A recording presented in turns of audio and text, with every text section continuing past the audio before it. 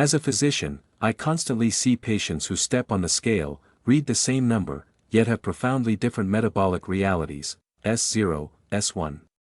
This highlights BMI's inadequacy, which fails to account for where fat is stored, S2, S3. While subcutaneous fat, beneath your skin, is largely harmless, S5, S6, the true danger is visceral fat, S7, dense tissue tightly wrapping vital organs like your liver and pancreas, S8. It acts like an invasive organ, emitting inflammatory chemicals directly into these organs, driving up your risk for metabolic disease, S9, S10. If you're enjoying this, subscribe. Here's the critical, hidden danger. You can lose significant total weight on traditional diets, yet retain a perilous volume of this visceral fat around your organs, S11, S12, S13. This isn't merely about aesthetics. Today, I'll explain precisely how specific dietary changes can biologically target and reduce this dangerous visceral fat. To combat visceral fat, we must understand its cellular origins, S14. Let me show you what's happening inside. Our focus is the skeletal muscle cell, primary for glucose uptake after a meal, S17, S18. Think of these cells as factories needing fuel. After carbohydrates, glucose enters your bloodstream. Insulin, a crucial hormone, unlocks gateways on muscle cells, insulin receptors, S20. Properly functioning, these allow glucose to enter, to be burned or stored. However, a diet high in certain saturated fats, particularly palmitate, severely disrupts this, S19. Palmitate acts as debris jamming these receptor gateways, S20. With locks obstructed, insulin cannot signal effectively, and the muscle cell rejects glucose, S21. This unabsorbed glucose remains in the bloodstream, forced into triglyceride conversion. These are preferentially stored as toxic visceral fat droplets, directly around your vital organs, S22. This is a profound biochemical impairment of energy management, driven by specific dietary fats. Now, the biological countermeasure to palmitate-induced insulin resistance, oleate, S23. This predominant monounsaturated fatty acid in avocados is flexible.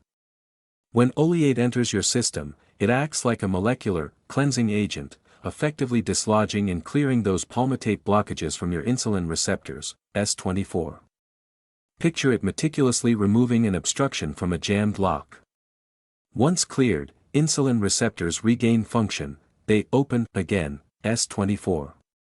With gateways unobstructed, insulin signals muscle cells to pull circulating glucose inside, S25. This glucose is efficiently burned for energy or stored safely. This is the aha moment. By replacing saturated fats with oleate-rich alternatives, we fundamentally shift energy partitioning, S26, S27. Instead of shunting excess glucose towards dangerous visceral fat storage, it's directed for productive use in muscles. This is how oleate intervenes at the molecular level, reversing damage and defending organs from toxic fat accumulation. As a physician, I demand robust clinical evidence. This cellular mechanism was elegantly tested in a 2021 University of Illinois clinical trial, S28, led by Dr. Naaman Khan, S29, S30. His team studied 105 overweight adults for 12 weeks, measuring daily avocado intake's effect on fat distribution, S30, S31. The experimental group received a whole Hass avocado daily, S32, S33. Quick pause. Did you know only 20% of you watching are actually subscribed? If this content... Results were compelling. While overall body weight and glucose tolerance remained statistically flat, S34, S35, data revealed a specific, significant effect in female participants, S36. Even with constant total body weight, their visceral fat volume dropped sharply by 7%, S37, S38. This is critical. Fat was actively relocated away from dangerous organ-adjacent storage to safer subcutaneous depots, S39, S40. This proves dietary choices dictate fat storage, S41, and the scale is a flawed metric for internal organ safety, S42. Reinforcing this, the 2022 Habitual Diet and Avocado Trial, HAT, S43, S44, tracked over 1,000 participants for 6 months, S45. HAT data confirmed an avocado daily led to modest but statistically significant reductions in total and LDL cholesterol, S46, S47, lipids associated with arterial plaque, S48. These studies powerfully demonstrate a direct pathway for improving metabolic health. Based on this robust evidence, here's my clinical recommendation: integrate one whole avocado into a whole food meal, like a Mediterranean diet, every single day, S64, S65, S66. The common misconception is that avocados cause weight gain due to fats, S58, S59. In reality, their remarkably low energy density, 1.6 kilocalories per g, is due to 79% water and viscous fiber, S60, S61, S62, S63, promoting satiety.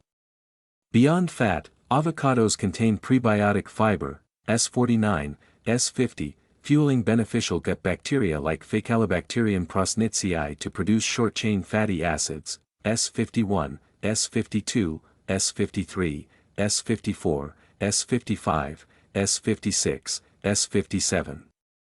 These reduce systemic inflammation.